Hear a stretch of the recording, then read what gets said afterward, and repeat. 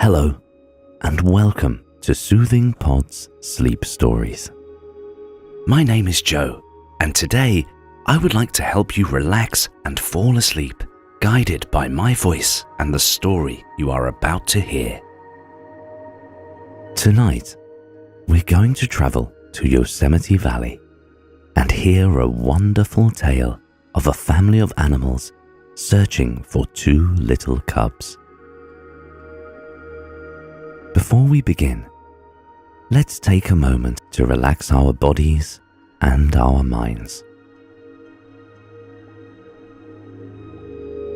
Lay flat on your mattress. Allow yourself to let go of any tension you may be feeling.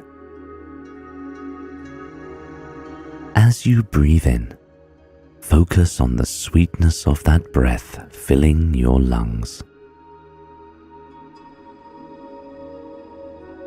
Imagine the air around you as a warm, yellow light. As you inhale for 1, 2, 3, 4, 5, 6, imagine the air entering your lungs, turning into a wonderful gold light. The air entering your lungs is rich and comforting. And as that gold light wells up inside you, slowly begin to exhale. As the air leaves your lungs, imagine it filling the room around you with warmth. With every breath you take, you're turning the air around you from yellow to that cozy, sparkling gold. Continue to breathe in. Breathe out. Breathe in. Breathe out. Can you feel your body being embraced by the warmth and comfort around you? Now that we've relaxed a little bit, let us begin. Long, long ago, high up in the Sierra Mountains, a mother led her two cubs down the Merced River. It was springtime, and Yosemite Valley was in full bloom. Daisies and poppies sprouted out of the rolling green meadows.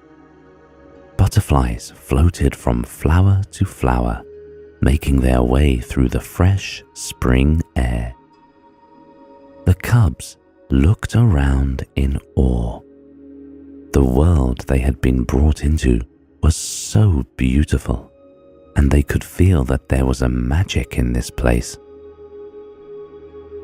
As their mother led them alongside the river, they gazed up with starry eyes at the high peaks around them. Even as small as they were, here they felt safe. Their mother led them deeper and deeper into the valley.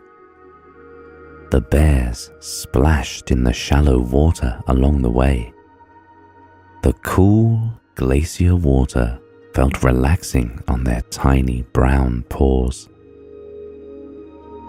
Further into the stream, they could see fish swimming against the colorful rocks, shining in the morning sun. There seemed to be life all around them. After walking in the stream and gazing at the beautiful landscape, their mother finally led them into a grove of trees. Overhead, they could see the squirrels chitter-chattering and lounging on the branches. Birds called, singing their peaceful song to anyone who would listen. "I'm going to go collect us some berries, my dears," Mother Bear said, rubbing her soft muzzle against her two children. "Stay here and be safe until I return, okay?" The little bears agreed with their mother. They watched until she disappeared further into the forest. With their mother gone, the two bears walked down to the crystal clear river once more. They hadn't had their fill of fun yet, and now was their chance. The little bears stood on either side of the river, splashing and playing to their heart's content. Other animals from all around the forest watched them from the trees, from the bushes, from the sky. The little bear's laughter and the joy seemed to carry through the fresh valley air for miles. After quite some time playing in the water, the bears grew sleepy. With their coats wet from the cool water, the little bears returned to the flat rock where their mother had left them. They curled up on the rock, welcoming the warmth from the granite. They felt their coats begin to dry from the cozy heat of the rock and those beautiful springtime rays from the sun. As their coats dried, they found themselves curling up against one another. Their chests rose and fell in sync with one another as they tuned into the world around them. The birds chirping overhead were like a soothing lullaby. The sweet grass swayed around the rock in the soft wind, brushing against the granite with every single gust. Just over the hill, they could hear the soft bubble of the Merced River as it carried on without them.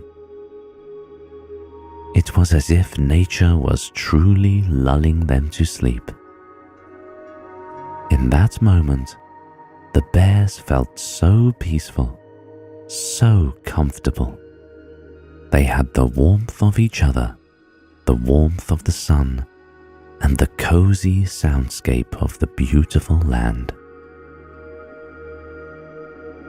As moments passed, the bears found themselves falling into a deep, comfortable sleep. They felt weightless almost as the peace of the midday snooze embraced them. But as the bears slept, something odd happened to the rock underneath them. The rock began to grow, slowly, ever so slowly at first. It rose higher and higher and higher into the sky. It passed the pine trees. It passed by the sequoias. Soon it had crept so high into the sky, there were clouds brewing just beneath it. The little bears, deep in their slumber, dreamt of themselves climbing the highest tree in the valley. They could practically smell the sticky sweet scent of pine on their paws. When their mother returned to where she had left her cubs, she thought for a moment she might be dreaming. She had searched through the forest to find sweet berries and nutritious seeds for her children, but she couldn't find them anywhere. She called out to her cubs, desperate to find them.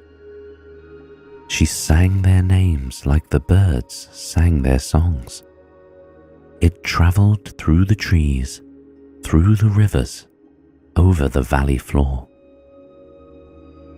The forest animals that had watched her beautiful cubs play in the river sat down beside her. They began to search every bush they could find, every tree, every crack in the granite and cave in the walls. But they couldn't find her children anywhere. The mountain bluebird ruffled her deep blue feathers.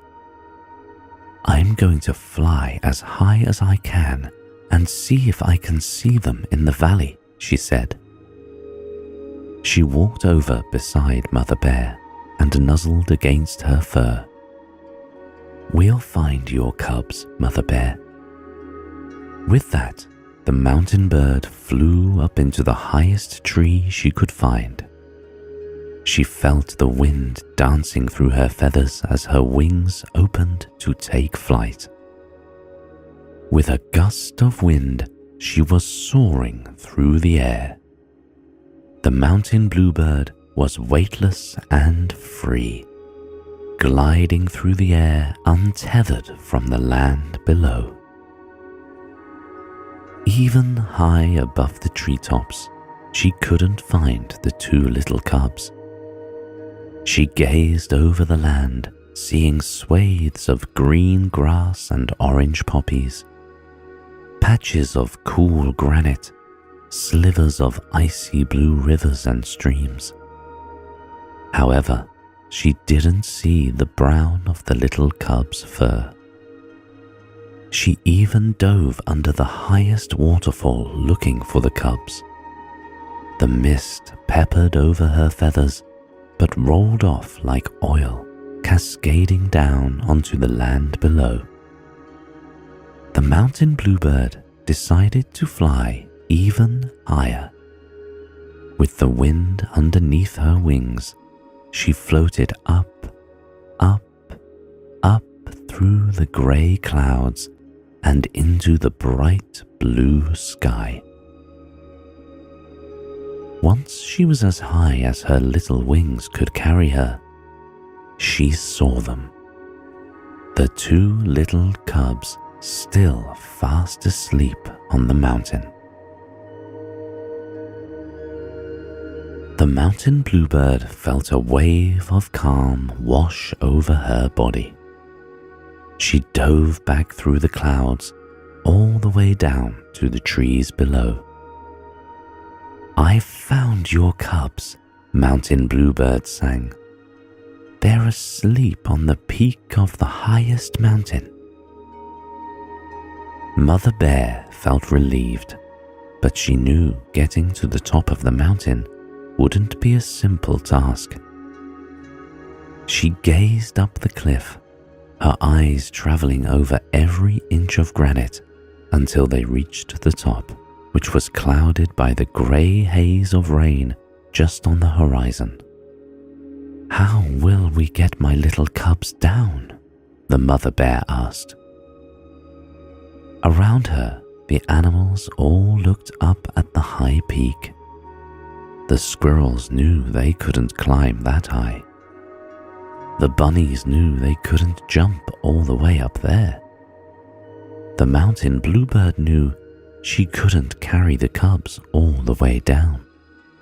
But the deer stepped forward, its tall antlers shining in the sun.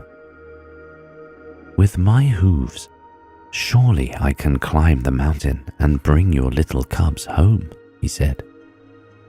All the animals gathered at the base of the cliff as the deer prepared himself to climb. He made his way from rock to rock in long, graceful arcs. But as the mountain grew steeper and steeper, the deer began to slide. He burrowed his heels into the rock, but it was no use. He slid down, down, down, slowly, until he landed back in the soft valley grass below. The deer offered to try again, but Mother Bear didn't want to trouble him. There had to be some other way to bring her precious cubs home. Feeling a bit tired with no plan in mind, Mother Bear began to sing a song. Hoping to raise their spirits, the other animals chimed in, singing in beautiful harmony with one another. Toot-tock, toot-tock, toot-tock-a-noola, toot-tock,